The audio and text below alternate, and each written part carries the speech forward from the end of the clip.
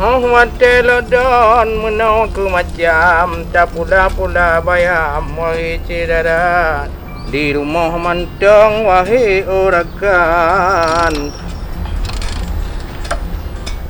Letih, hoi letih. Oh, Pak Kecik. Punah, Pak Kecik. Kata kena kalau tak. Okey, Pak Kecik. Pindah barang-barang le. Apa le?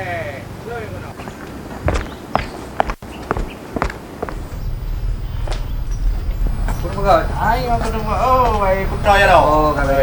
Ma pakai masker jak bukan nang kawan ramai. Alah, maskernya masker je hiron Pak Kecik. Jino kan gak bebas, gak abnormal. Masker lah. Ikah dah pegahnya got. Tak boleh ka bantah. Nyet. Yang salah halam.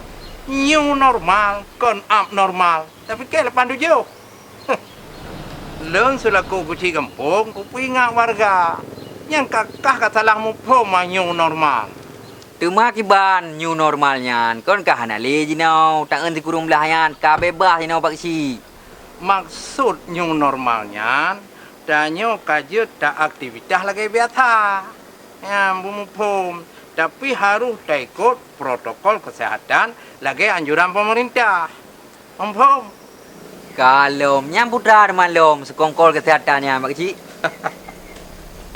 Memangkah badat kloprip lem?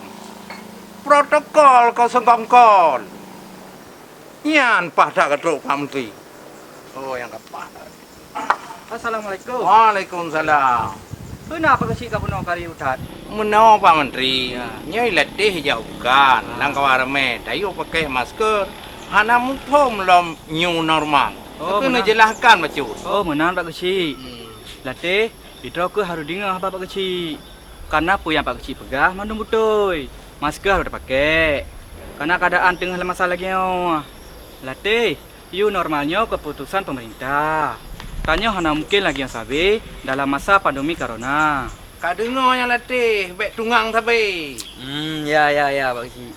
Jadi, anak mik tanya harus dijak pula. Dan pun pegawai harus ditambahkan tu. Mandung tanya harus tampil siki. Menancit kegiatan si urau-urau. Tapi, kan maati ka bebas. Baik fikir COVID sekurang belahnya ka hanale. Kitanya harus pakai masker. Tak jaga jarak. Baik tajak sabi langkau rame dengan masalah lagi. Dan baik tua. Darah jarung, sabun, pak idile, waktu tahu rumah. Nyan dikun new normal. Oh menan. Long fikir ka bebas lagi awai. Nyo baru mumpung. Ngan nak dengar? Ya Pak Kecik. Gelah menan Pak Menteri. Pak Kecik, long nak jak lekai din le nak jak bukan. Gek. Tu baik delay kan? Nyopat nama masker sabo. Nak pakai haten tu bit bak jalan. Oh god, Pak Menteri. Punah sabot tu Pak Menteri ke dek cuk lo rumah. Alah, tak boleh lah ke prik lo sabah terus bukan. Kaki kajilah menan Pak Kecik. Long nak jak juga. Assalamualaikum Pak Kecik. Waalaikumsalam warahmatullahi wabarakatuh. Nyamban anak dino. Cuma ada betul-betul. Didengar cik pun ada berah. Jerok. New normal bukan berarti kita sudah bebas dari ancaman pandemi COVID-19. Mari memulai kembali segala aktivitas dengan kebiasaan baru, menjaga kesehatan diri dan keluarga. Dengan cara selalu menggunakan masker, mencuci tangan dengan sabun di air mengalir, menjaga jarak dan hindari keramaian.